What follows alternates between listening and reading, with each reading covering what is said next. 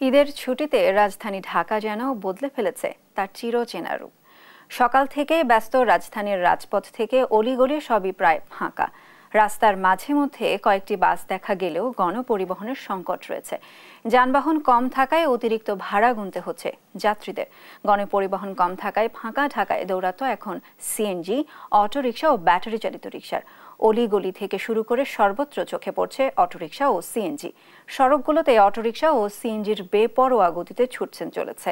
এতে বেড়ে গেছে দুর্ঘটনার ঝুঁকি। তাই সচেতনভাবে গাড়ি চালানোর অনুরোধ করা হয়েছে ট্রাফিক পুলিশের পক্ষ থেকে।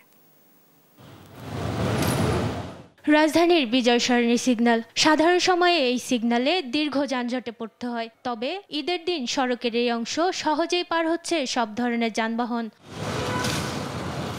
রাস্তায় ট্রাফিক পুলিশ থাকলেও খুব বেশি বেগ পেতে হচ্ছে না তাদের। ফাঁকা রাজধানীতে খুব কম সময়ে গন্তব্য যেতে পারায় খুশি সাধারণ মানুষ। স্বাভাবিক সময়ে এমন ফাঁকা থাকলে বদলে যেত জীবনযাত্রা। লিখিতভাবে এইরকমই যদি থাকতো আমাদের জনজীবনের জন্য একটা শান্তিপূর্ণ, আসলে শহরের মজাটা এটা পাচ্ছি। ঈদের সময় সবাই ছুটিতে আছে, যেহেতু এরকম ফাঁকা থাকলে তো ভালোই লাগে, ভালো বিনোদন হচ্ছে, ভালোই লাগছে।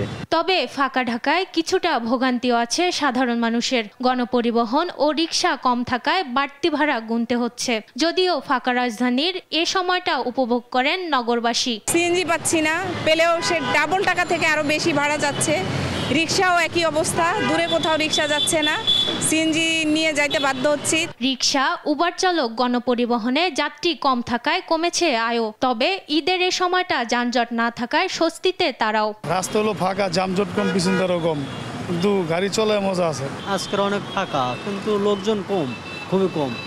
লোকজন নাই বললেই চলে, আর কি আমাদের ভাড়াও কম। যানবাহন বেশি গতিতে চলায় দুর্ঘটনার সংখ্যাও বাড়ছে ঢাকার রাস্তায়। তাই সচেতনভাবে গাড়ি চালানোর অনুরোধ করেছে ট্রাফিক পুলিশ।